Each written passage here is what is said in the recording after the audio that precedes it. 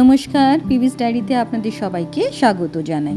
আজ আমরা এসে পৌঁছেছি ভারতের সর্বদক্ষিণ প্রান্তে কন্যাকুমারীতে অবস্থিত এক অপূর্ব বৈষ্ণব মন্দিরে, যা পরিচালিত হয় তিরুমালা তিরুপতি দেবস্থানম বা টিটিডির দ্বারা। এই মন্দিরটি হল শ্রী ভেঙ্কটেশ্বর স্বামী টেম্পল, যা তিরুপতির বিখ্যাত বালাজি মন্দিরের প্রতিরূপ হিসেবে নির্মিত হয়েছে।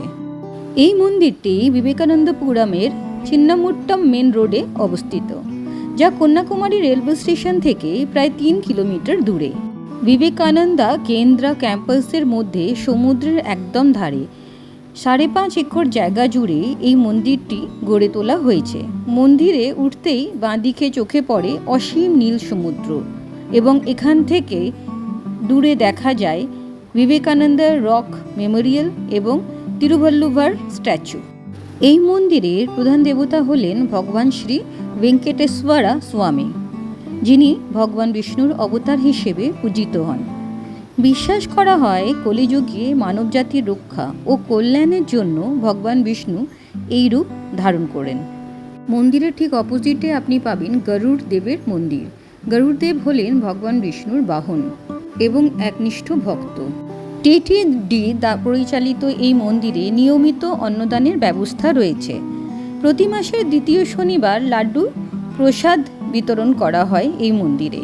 এই মন্দিরটি প্রতিদিন খোলা থাকে সকাল 6টা থেকে দুপুর 12টা এবং বিকেল 5টা থেকে রাত 8টা পর্যন্ত। সমুদ্রের ধারে অবস্থিত এই মন্দিরের শান্ত পরিবেশ ও আধ্যাত্মিক আবহাওয়া প্রত্যেক দর্শনার্থীদের মনকে ভরিয়ে তোলে। মন্দিরটি একটি উঁচু প্ল্যাটফর্মের উপর নির্মিত। নিচের অংশে রয়েছে পুরোহিতদের থাকার ব্যবস্থা, মন্দিরের পরিচালনায় অফিস, ধর্মীয় অনুষ্ঠান পরিচালনার স্থান। তার উপরের স্তরে রয়েছে মূল মন্দির। মন্দিরটি নির্মাণ করতে প্রায় 22 কোটি টাকা ব্যয় হয়েছে।